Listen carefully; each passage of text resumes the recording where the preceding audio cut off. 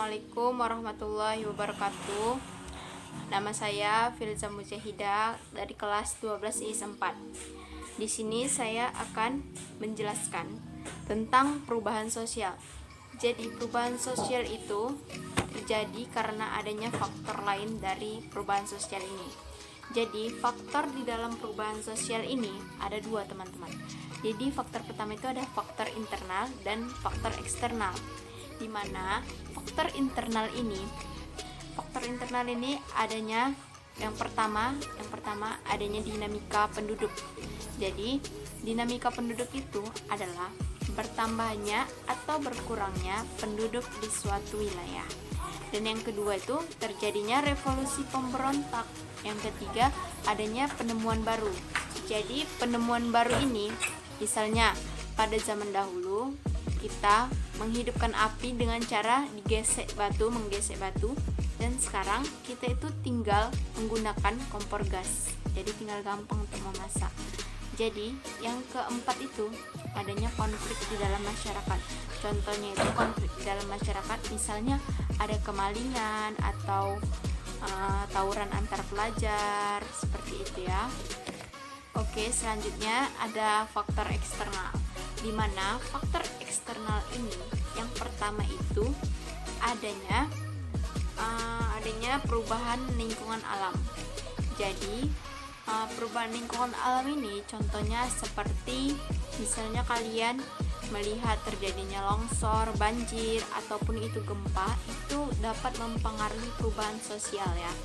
Jadi yang kedua itu adanya masuknya kebudayaan lain di daerah kita, itu berpulang kepada kitanya mengambil masuknya kebudayaan lain itu yang positif atau masuknya kebudayaan lain itu yang negatif. Jadi kita sebagai makhluk atau sebagai manusia itu berpulang ke kita, mau kita mengambil yang posisi negatifnya atau posisi positifnya. Yang ketiga itu adanya peperangan. Jadi peperangan ini juga mempengaruhi faktor perubahan sosial secara eksternal ya. Jadi peperangan misalnya kayak sistem tanam paksa dahulu. Jadi sistem perubahan sosialnya itu berubah ya teman-teman. Dari misalnya mereka hidupnya tidak ada paksaan, jadi sehingga perubahan sosial dalam masyarakat itu negatif. Jadi mereka itu bekerja dan dari tanam paksa itu secara paksa karena ketakutan dari penjajahan zaman dahulu. Selanjutnya kita akan membahas tentang faktor pendorong dan penghambatnya perubahan sosial. Jadi di sini faktor pendorong dari perubahan sosial itu yang pertama adanya sistem pendidikan yang formal. Di sini sistem pendidikan yang formal itu sistem pendidikannya sudah maju. Dan yang kedua itu adanya toleransi sesama agama. Dan yang ketiga adanya sikap menghargai karya orang lain. Yang keempat itu ketidakpuasan dengan keadaan yang sekarang. Jadi ketidakpuasan dengan keadaan yang sekarang itu mereka ingin lebih maju lagi dari keadaan yang sekarang, tidak puas dengan keadaan mereka yang sekarang. Jadi yang kelima, penduduk yang heterogen. Jadi contoh penduduk yang heterogen itu seperti keberagaman sara, ideologi, dan profesi. Jadi faktor penghambatnya perubahan sosial itu yang pertama adanya kurangnya interaksi terhadap masyarakat lain. Yang kedua itu mereka pasrah terhadap keadaan.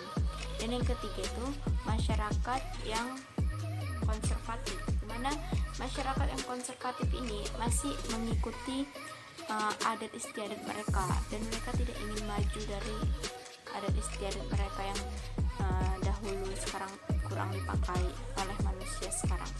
Yang keempat itu ilmu pengetahuan yang lambat. Jadi mereka itu ilmu pengetahuannya lambat, jadi mereka tidak ingin mempelajari misalnya tentang teknologi yang sekarang ini, misalnya maraknya komputer, globalisasi, dan mereka itu ilmunya lambat berkembangnya.